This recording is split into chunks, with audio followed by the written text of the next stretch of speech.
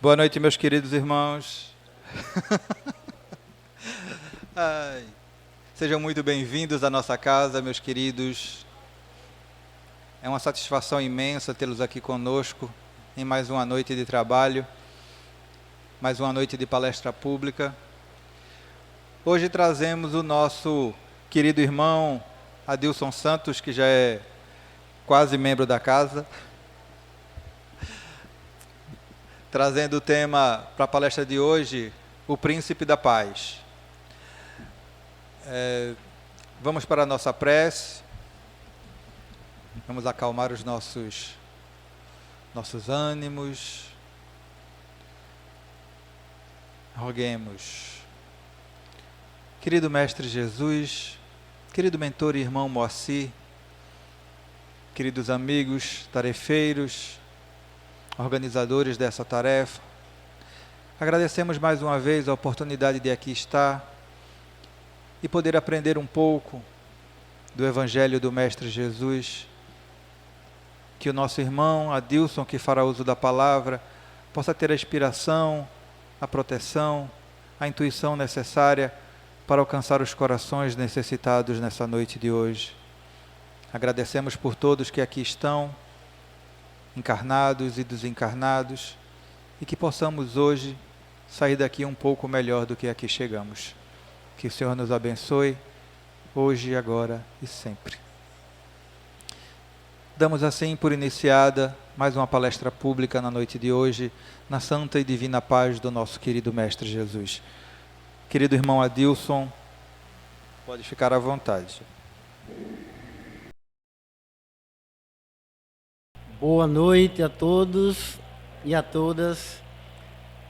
Para mim é uma grata satisfação retornar a esta casa e é muito prazeroso a gente se reencontrar com amigos, com irmãos, porque somos filhos do mesmo Pai que é Deus.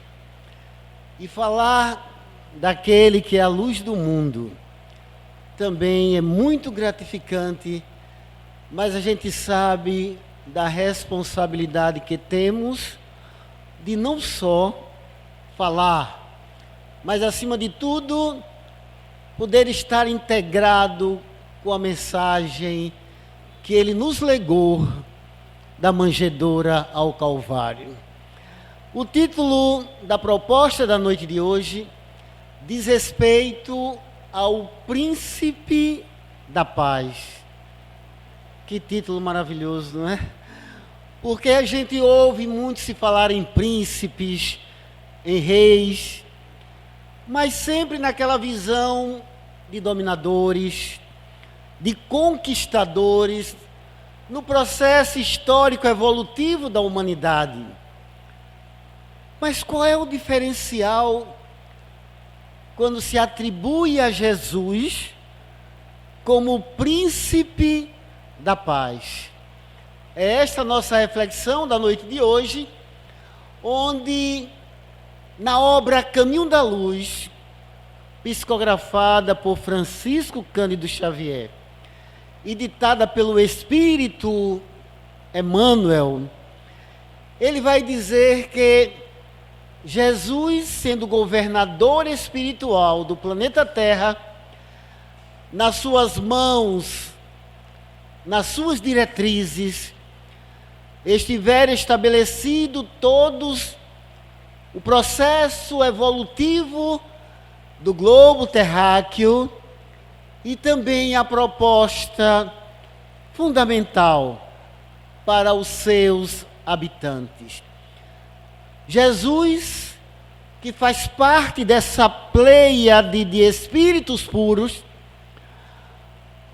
onde ele é o responsável pelo processo de desenvolvimento evolutivo no planeta, junto com os seus prepostos, estabeleceu toda a estrutura de formação geológica do globo, a forma de vida no planeta.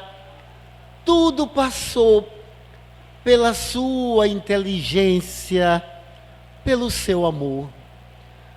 Daí, quando a gente vê a formação dos seres vivos, de tudo que existe no planeta, Jesus primou pela beleza, porque Deus é o Criador de todas as coisas, mas nós somos co-criadores. Tem aqueles criadores em planos maiores e também co-criadores em planos menores. Daí a gente vê que a estrutura que existe na nossa percepção deste universo, que é infinito, tem nas mãos soberanas do nosso Pai, Deus Todo-Poderoso, como Criador incriado. Mas Ele proporciona a possibilidade dos seus filhos, utilizando-se do elemento primordial, que é criado por Deus, para que possamos formar as constelações estelares, mas também pelas mentes perturbadoras, se forma na energia elementar as estruturas denominadas umbralinas.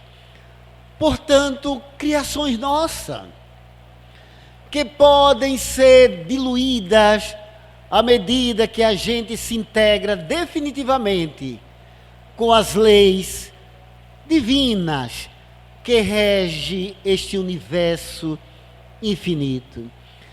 E Jesus chega um momento, depois do aparecimento da forma organizada no planeta, com o desenvolvimento através das suas transformações e o aparecimento do homem na face da terra.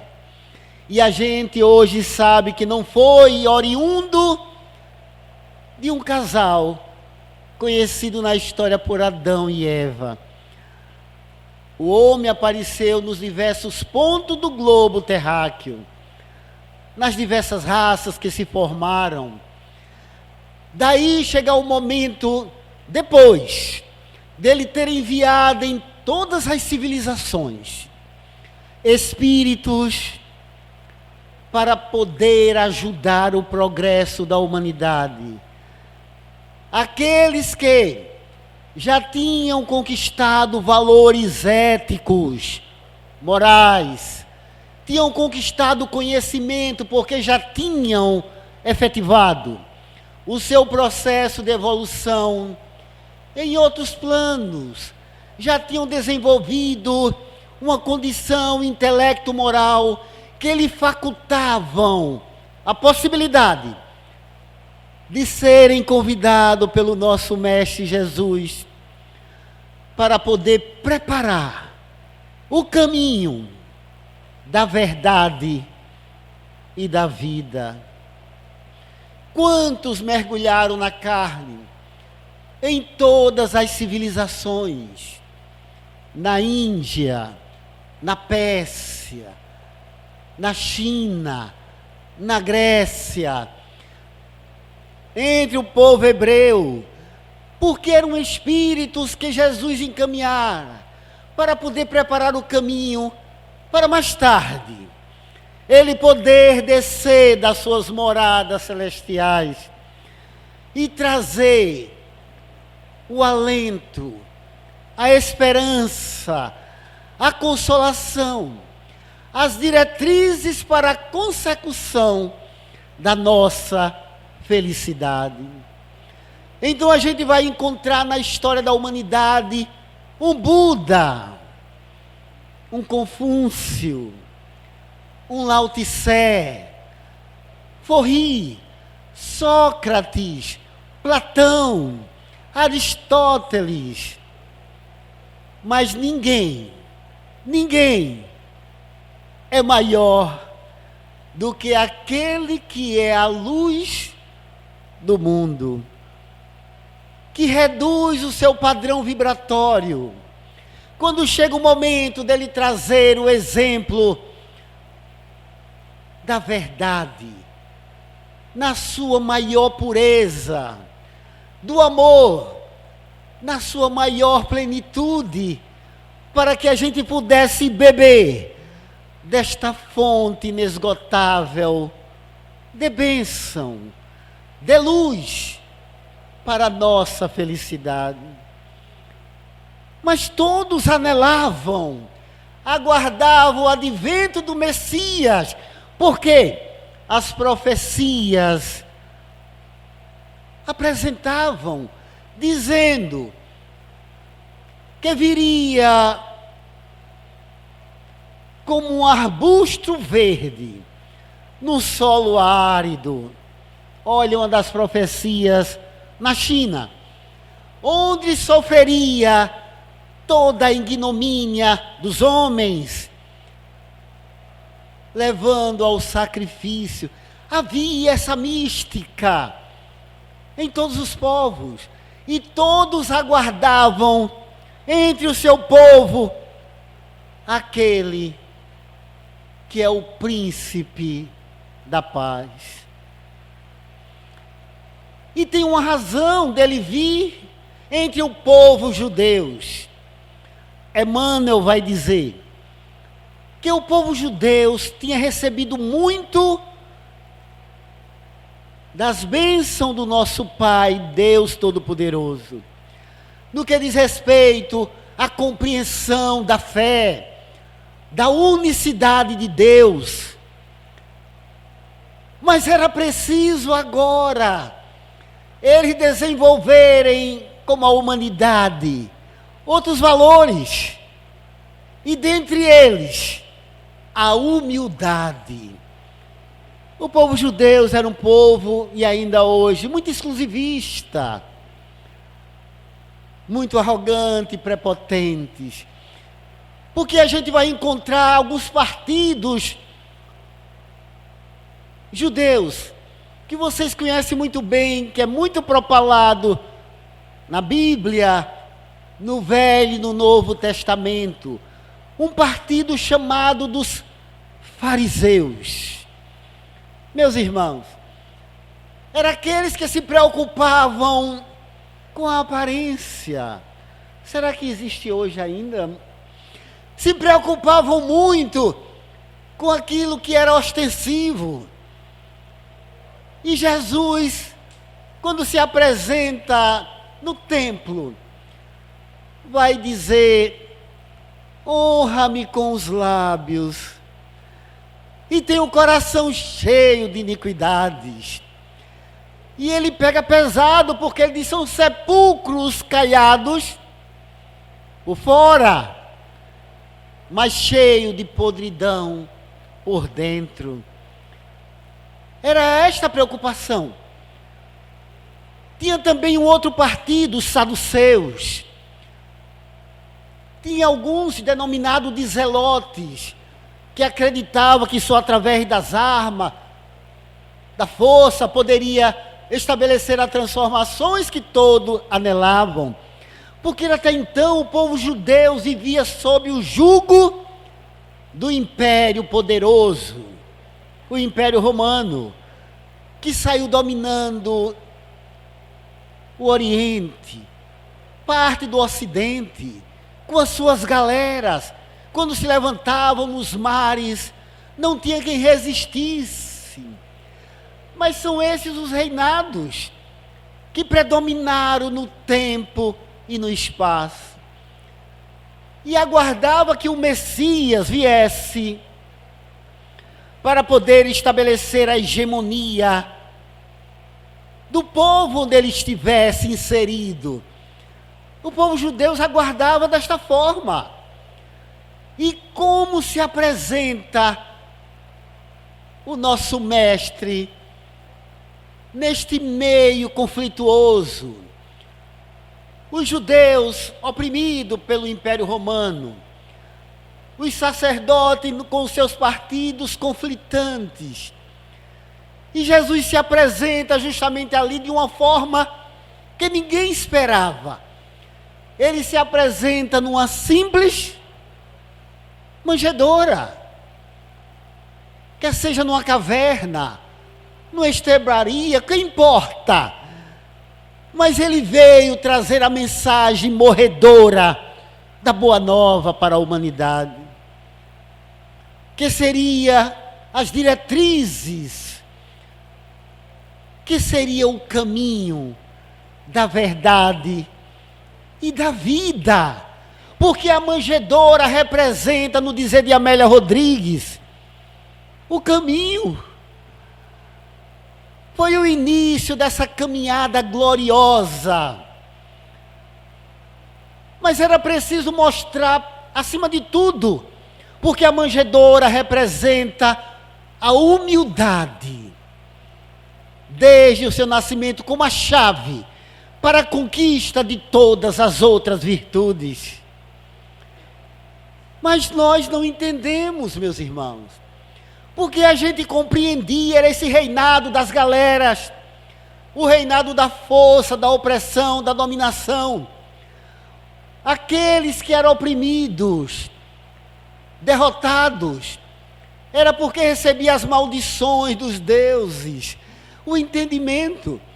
Então se valorizava o poder, o ter, como nos dias atuais ainda, infelizmente, meus irmãos. E acontece que Jesus não estava preocupado com a visão que o homem estabeleceria a respeito do nosso mestre. Ele veio apresentar para a humanidade um reinado divino, não um reinado humano. E ele veio transformar o reinado humano. Por isso, a compreensão da época, quando se indaga, tu és Deus, tu és rei. Olha, a preocupação.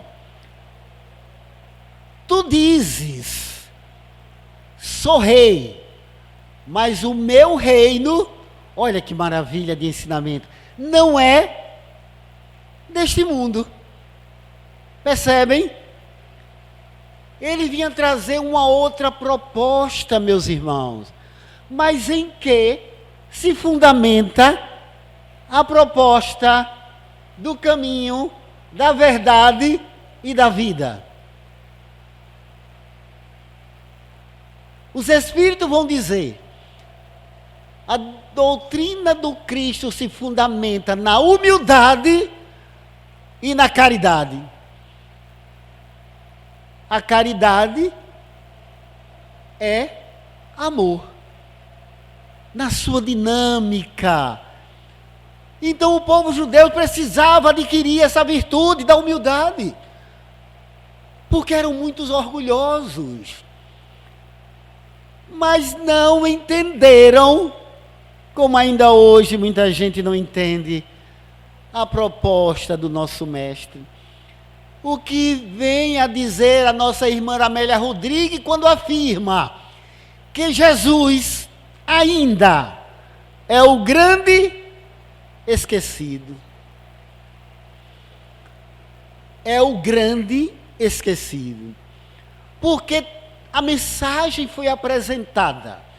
Porque se a manjedoura é o caminho da verdade, a verdade é a mensagem. Caminho, a manjedoura, a proposta do advento do Messias. A verdade é a mensagem que ele vem trazer para a humanidade. E depois eu chego na vida, tá certo? Vamos falar da verdade.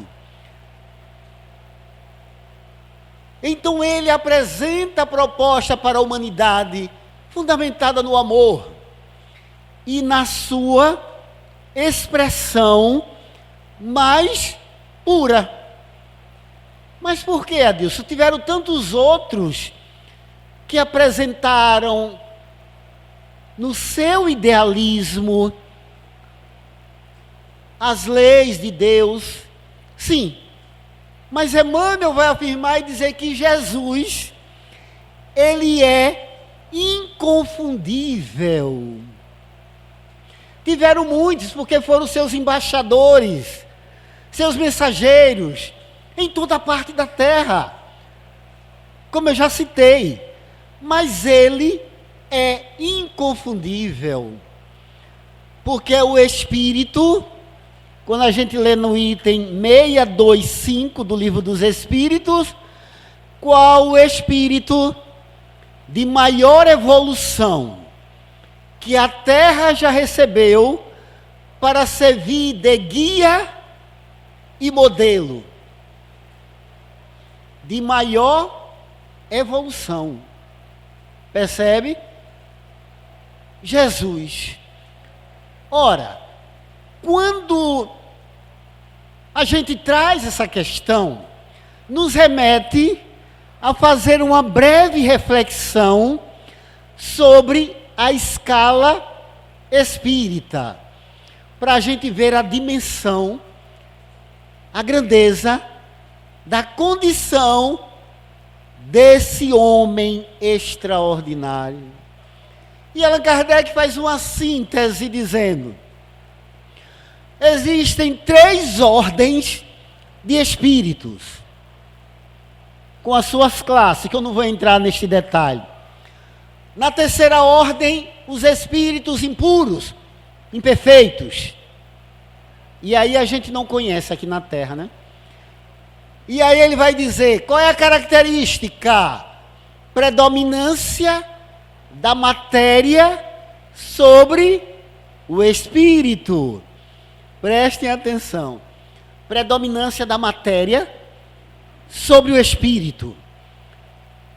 As viciações, o orgulho, o egoísmo, nada disso que a gente conhece aqui na Terra. A luxúria e etc. E aí vai. Predominância da matéria sobre o espírito. Os da segunda ordem, os bons espíritos. Predominância do espírito sobre a matéria. Olha, já avançamos aí, né? Quando alcançamos esse estágio.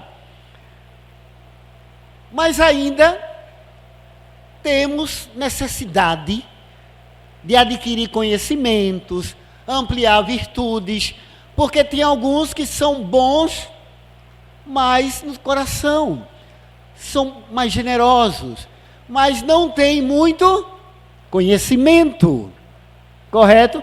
E para a gente alçar maiores voos, precisamos das 2 asas, conhecimento e amor. Tem uns que desenvolvem mais o potencial do amor, outros do conhecimento, mas se são bons espíritos, só usam o conhecimento para o bem. Tem uma classe dos da terceira ordem, que são chamados pseu dos sábios, falso sábios. Então estes usam a inteligência para o mal. Por isso são espíritos imperfeitos.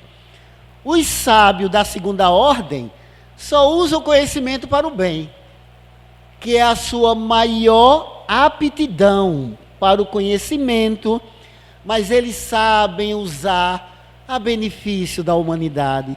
Por isso são bons espíritos. Tem aqueles que têm mais amor, desenvolveram mais o sentimento de amor, mas não possuem muitos conhecimentos. Outros aliam conhecimento ao amor, são mais superiores, mas cada um nas suas gradações. Agora eu vou chegar onde eu queria. Tem um da primeira ordem, terceira, segunda e primeira. Preste atenção para vocês compreenderem a categoria deste homem extraordinário. Não tem só ele, não. São os espíritos que alcançaram a faixa crística. Jesus, vírgula, o Cristo. Percebe? Cristo, a faixa de espíritos puros. E qual é a característica? Não esqueçam isso. Meus irmãos, quando Allan Kardec diz nenhuma influência da matéria, o que é que vale dizer? Quando a gente ver aquele texto bíblico que diz que é o Satanás tentou Jesus, apresentando para ele a terra, e ele jejuou 40. Não tem lógica, meus irmãos. Este homem, aqueles que se aproximavam dele, não resistia. E se lutasse para resistir, mais cedo ou mais tarde, o encontro que teve com ele iria fazendo trabalho gradativo em seu coração. Eu vou citar só 2 casos. Paulo de Tarso. Todo mundo conhece a história deste homem, né? Foi altamente perseguidor dos cristãos. Cometeu crimes. Quem recorda do chamamento que ele faz para Paulo? Saulo, Saulo, por que me persegues? Meus irmãos, consta do texto que Paulo, antes era Saulo, ele vem no seu cavalo e cai, tomba, entra em delírio, os olhos como escama, ele fica cego. Quem pode resistir tamanha luminosidade? Quem é vós? Meu Deus, eu sou Jesus. Este homem de perseguidor tem a tomada de consciência. É aquele momento do despertar que todos nós temos. Embora a gente fique muito naquela. Eu sei o caminho que eu tenho que seguir. Mas como é que eu vou deixar o meu passado, né? Que me convida, através do aflorada, do inconsciente para o consciente. Meu Deus, era tão bom naquela época, lembrando dos prazeres transitórios da carne. Servir a Deus, não é este o conflito que acontece muito ao mamon, ou aos interesses imediatistas do mundo, ao reinado dos Césares. Mas Paulo de Tarso não.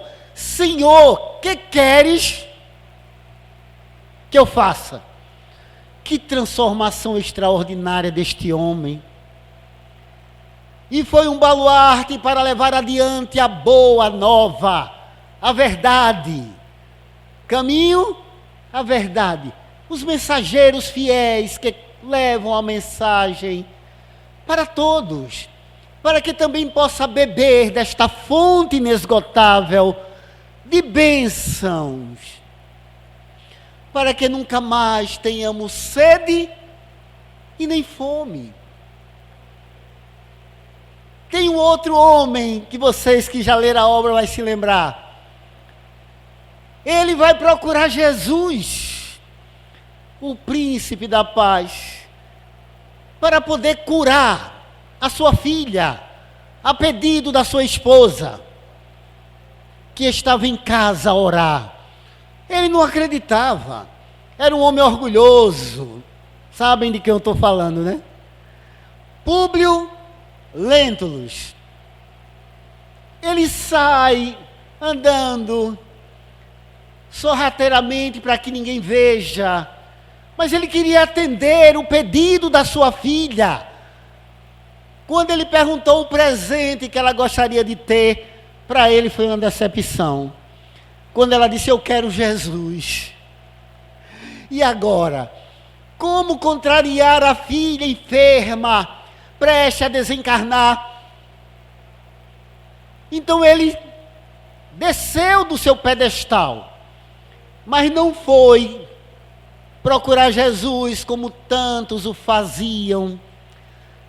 Quando o sol estava a iluminar toda a terra, ele vai ao entardecer, quando o sol estará a se pôr, e o luar mantendo a penumbra, e ninguém pudesse conhecê-lo, como um homem poderoso, um senador romano, poderia ir atrás de um simples filho de carpinteiro, mas ele não sabia que estava falando com aquele que é o maior de todos, que é a luz do mundo, que veio para suavizar, amenizar, atenuar as nossas dores, as nossas aflições e mostrar o caminho para a nossa libertação.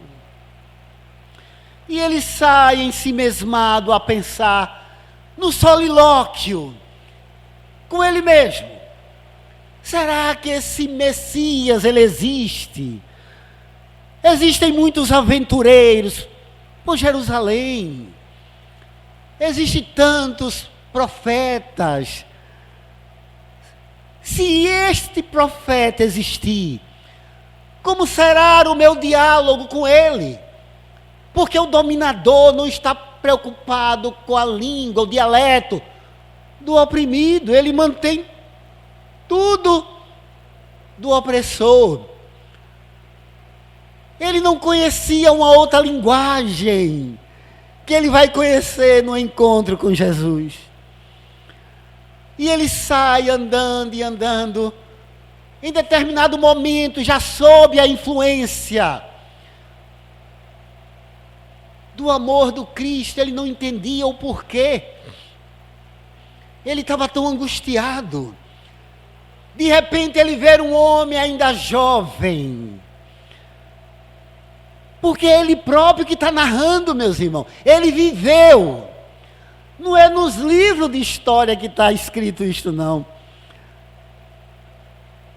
Muito na história da humanidade passa porque não conseguiram aprender nem registrar. Mas é através do fenômeno mediúnico, pelas mãos santas do nosso Francisco Cândido Xavier, que o próprio que viveu nesta época, há mais de 2000 anos, que conviveu com o Cristo, que vem agora redimido, narrar, falar para todos nós do que existe é vida. Ninguém morre. E ele vai andando, de repente ele vê este homem com os cabelos caídos aos ombros, iluminado pelos brilhos do luar, dividido a forma dos nazarenos, e ele caminha mansamente na sua direção. Ele já sabia. À medida que ele se aproxima, novamente o que eu falei, quem poderá resistir, meus irmãos? Ele cai de joelhos. Que vergonha, não é? Para um homem orgulhoso é uma vergonha, não é não? Ele poderoso, o processo do judiciário de Roma passava pela sua inteligência, pelas suas mãos. E de repente ele está numa via pública de joelhos, rogando a misericórdia. Não que ele quisesse, porque na verdade ele se viu induzido pelo príncipe da paz, pelo amor incondicional do nosso Mestre Jesus. E não tem quem resista à força arrebatadora do amor. As pessoas pensam que poderosos são aqueles que matam, que destroem, que se apropria dos poderes, através das guerras fratricidas, como a gente vê na atualidade, pelos interesses imediatistas.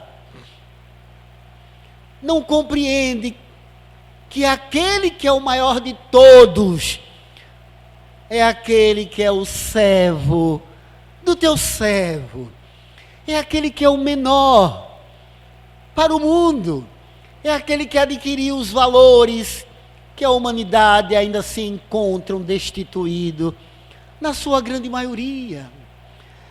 E aquele homem ali de joelhos, Jesus se aproxima. Agora ele ia entender uma outra linguagem, a linguagem do amor. Senador, senador, poderias ter me procurado, como tantos o fazem quando o sol estará a irradiar, a brilhar, fomentando a vida no planeta. e poderias adquirir a humildade, olha, como a chave da conquista de todas as outras virtudes. Meus irmãos, quando Jesus fala em humildade, ele quer reagir. Como?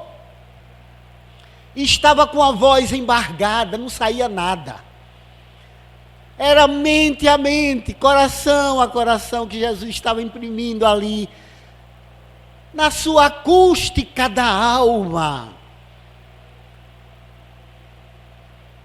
E Jesus continua a falar: poderás, através da aceitação da verdade, caminho, verdade, que ele vinha apresentar para a humanidade, revelar, e poderia se livrar de muitos sofrimentos, porque o meu jugo é suave e o meu fardo é leve. Mas se optarem pelos poderes do mundo, mesmo diante do espelho, será através da dor, do sofrimento, que mais tarde fará o processo transformador. Volta, senador, que sua filha está curada. Olha que espírito. Ele neste momento eleva o olhar para o alto e ora, pedindo pela filhinha que estava no berço da morte, com o corpo todo chagado, provavelmente com a lepra.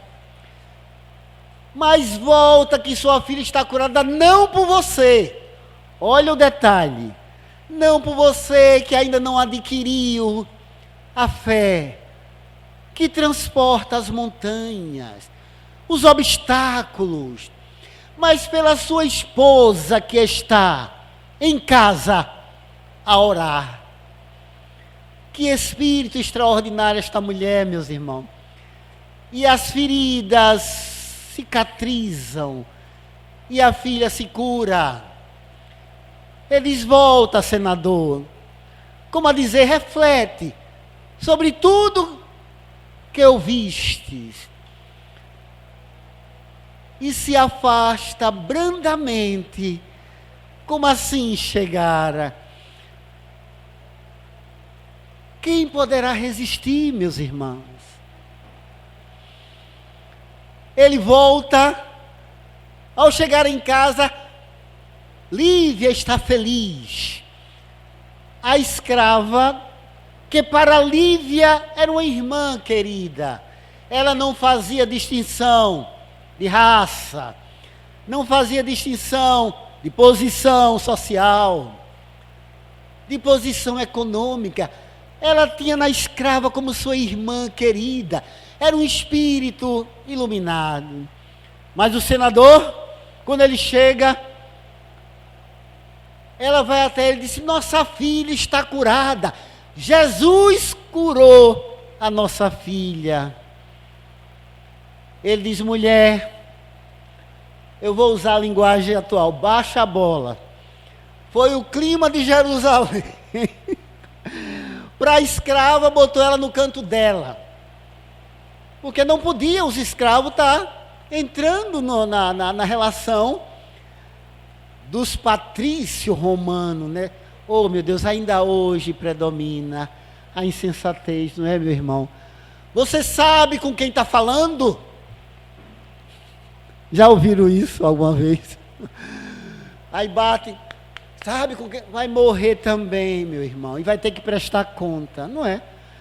Bater no peito, uma demonstração de orgulho e insensatez. Eu trabalhei num local que as pessoas se achavam, né? Na minha terra o pessoal diz si. E quando a gente se quebra, né? Porque mais cedo ou mais tarde vem a queda, que é fatal. E eu gosto de dizer isso em relação aos médios. Porque tem médios que se acha. E quando ele se acha, ele se perde. É ou não é, meus irmãos? Quando o médio começa achar que é o médio principal, achar que as mensagens superiores só flui por ele, se perde. Então eu não sabia o que era Sissi, né? Aí foi quando eu disse, mas cheguei lá, mas o que é Sissi? Se acha. Então, quando a gente se acha, geralmente se vê. Quantos médios têm se perdido no caminho, no tempo e no espaço, não é, meus irmãos? Começa a querer se aproveitar da mediunidade, e a gente aprende com o livro dos médios, quando Allan Kardec afirma, para que nós possamos granjear a assistência dos bons espíritos, é de fundamental importância que tenhamos o mais absoluto desinteresse material, moral e espiritual. Aí a gente vai vencer. Acontece que o senador, a priori, ele não aceitou. Mas a mensagem, olha aí, da verdade, ficou tocando no seu coração. Aí veio o que Jesus havia previsto, a dor. Ele foi cego.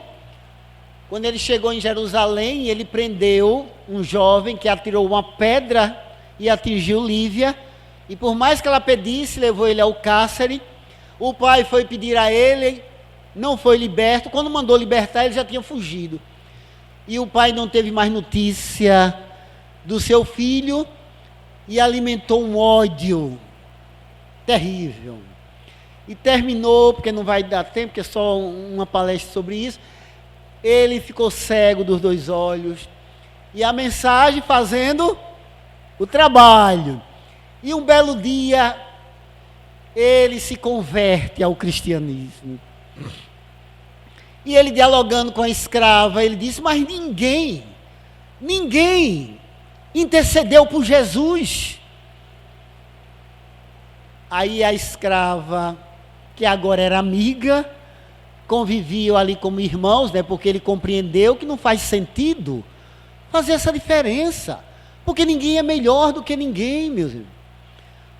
Porque detém uma condição, um cargo diferente, não é melhor.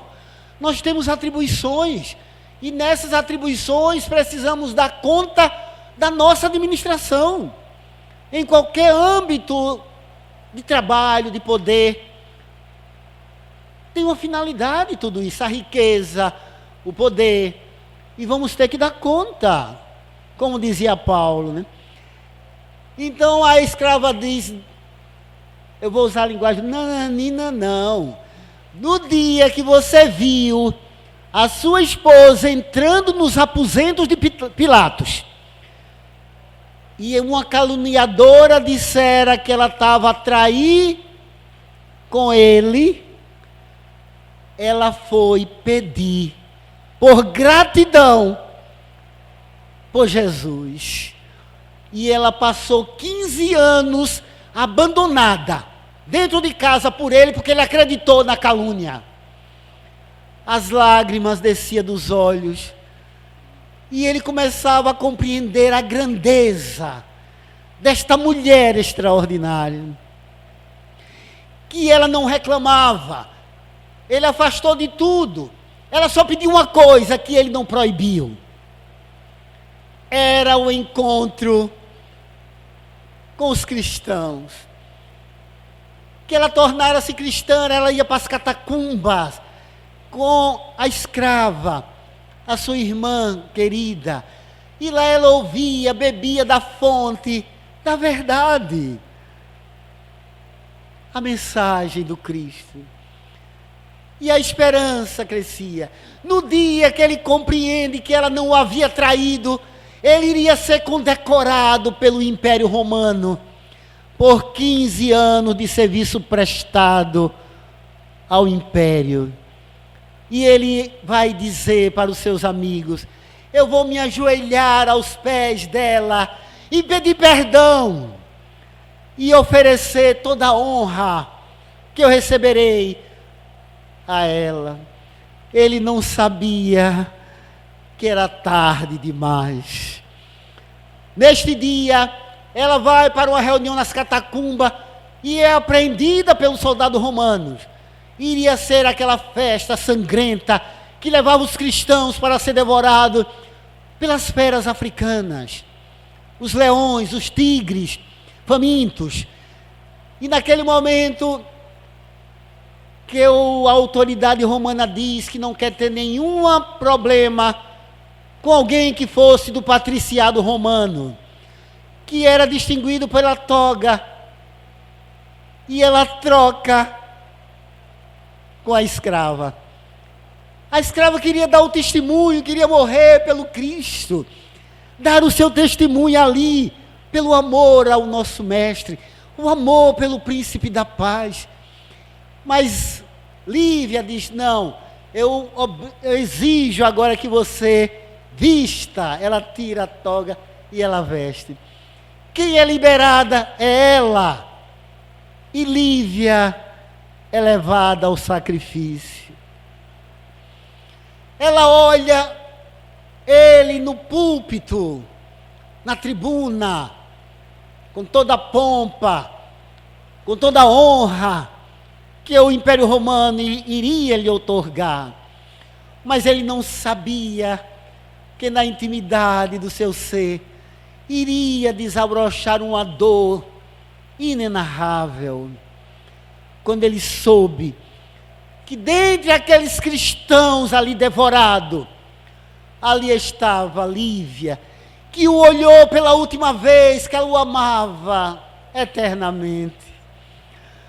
Ela olha, que muitas das vezes ele via ela tocando aquelas harpas, cantando uma música que ficou muito conhecida, Alma Gêmea da Minha Alma, que o movimento também canta muito. Claro que não existe alma gêmea no sentido do outro ser a metade da laranja, etc. Nada disso. Mas no sentido da afinidade, no sentido do amor desenvolvido no processo histórico, evolutivo, reencarnatório, que vai cada vez mais se estreitando os laços nessa identificação perfeita do amor de Deus, neste amor universal, e não somente para com uma única pessoa, mas se estende, se expande, desses corações que se unem para toda a humanidade. E ela parte amparada pelo nosso Mestre Jesus. E os dois, a escrava agora, junto com ele aposentado, vai para Pompeia. E começa a reflexionar a respeito da mensagem de Jesus. Estou monitorando para terminar com a vida, para vocês perceberem. Então, naquele momento, eles estão a dialogar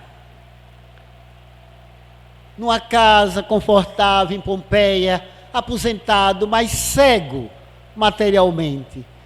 Mas houvera despertado a luz interior para o verdadeiro sentido da vida, para a proposta do amor, que aquele que é o príncipe da paz, agora ele compreendia a profundidade daquele encontro memorável em via pública. E ele dialogava com a escrava, falando sobre a sua mensagem. E um belo dia começa a espocar, de baixo para cima, a erupção de um vulcão, que saiu devastando toda a Pompeia. E eles que estavam ali sentados na varanda, sentem o solo ceder, e tombam ambos através do fenômeno da morte. Outros foram carbonizados pela cinza, pelas chamas na erupção do Vesúvio. Mas morto o corpo, vamos entrar agora na vida. Jesus é o caminho, a manjedoura, a verdade, a mensagem, a vida. No momento que ele é levado ao Calvário, onde aqueles que o condenaram, primeiro o tribunal do Sinédrio, depois o Império Romano, e ele é levado ao sacrifício. ali diante de Maria, de João e de outros irmãos afeitos ao cristianismo. E ele, no auge da sua dor, ele vai acolher a sua mãe, apresentando João evangelista: mulher, eis o teu filho. Ele agora não chamara de mãe, mas chamara de mulher, porque ele agora apresentava na gênese, na compreensão do Criador, ele como nós, filhos de Deus. Nós temos uma mãe que nos ajuda no processo reencarnatório, no desenvolvimento. Mas o grande Pai e a grande Mãe é Deus de toda a humanidade. E ele apresenta João a Maria, filho. Agora ele chama ele de filho. Eis a tua mãe. E os dois vão até o termo da jornada juntos. Ele se preocupou em acolher os dois, mesmo no auge da sua dor. Que espírito é este? Ninguém viu ele estabelecer nenhum murmúrio, nenhuma reclamação, porque a paz era inamovível em seu coração. Ele olha para a humanidade atormentada e o que diz? Pai, perdoa. Eles não sabem o que faz. Quando ele morre, eu vou trazer Paulo também, que quando o soldado romano aplica-lhe o golpe fatal em Roma, e ele tomba, ele diz: ó morte, onde estás com o teu aguilhão? Jesus se apresenta ressurrecto e feliz, houvera cumprido a sua missão, porque o que existe é vida, e vida em abundância em todos os âmbitos do universo. Onde estará a morte? Aqueles que o levaram ao Calvário também morreram, e despertaram além do túmulo, e tiveram que, no decorrer do processo histórico evolutivo, reparar os males estabelecidos no tempo e no espaço.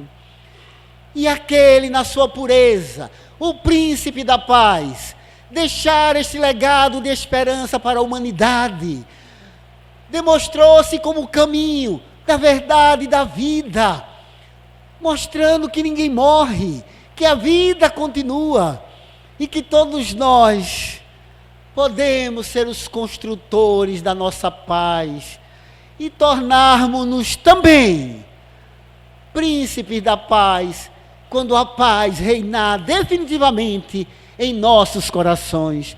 Porque ele disse para todos nós que nós somos luzes. E ele dizia: brilhe a vossa luz.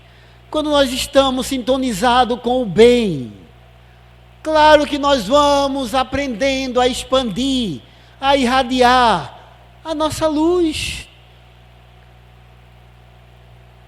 Lembrando o apóstolo quando ele diz, e eu falava da conta da sua administração, mas ele faz a síntese dizendo, para que possa dizer, olha meus irmãos, que texto maravilhoso, que já não sou eu quem vive. Claro, não foi ele que deixou de viver, mas a natureza material dos espíritos inferiores, voltando à escala, foram diluídas, transubstanciadas no autoconhecimento, no autodescobrimento, na autotransformação.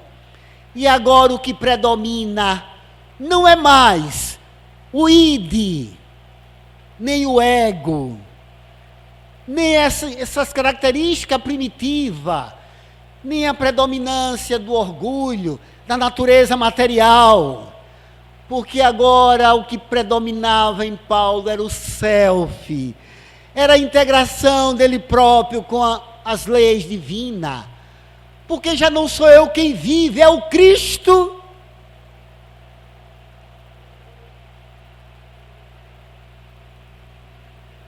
que em mim vive. A minha natureza espiritual agora é que predomina.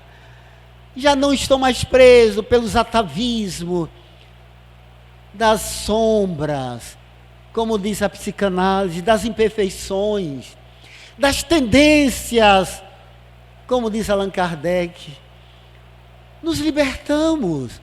Então vai prevalecer agora a nossa natureza espiritual. Espíritas, eu não tenho mais nada o que dizer. Qual o primeiro mandamento? Amai-vos. Espíritas, qual o segundo mandamento? Então, caminho, no dizer de Amélia Rodrigues, a manjedoura. Verdade, a mensagem libertadora.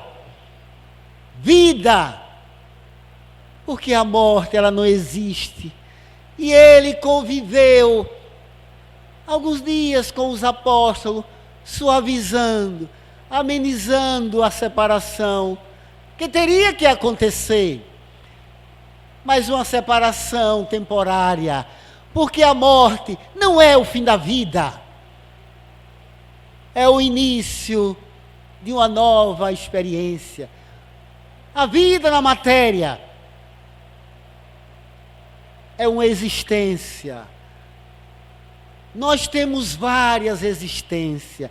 Vida é única, mas existência em corpos diversos, quantas nós já tivemos e ainda vamos ter para poder alcançar a pureza, que é o objetivo para o qual nós fomos criados, a condição de um dia sermos puros espírito, onde não teremos mais nenhuma influência da matéria.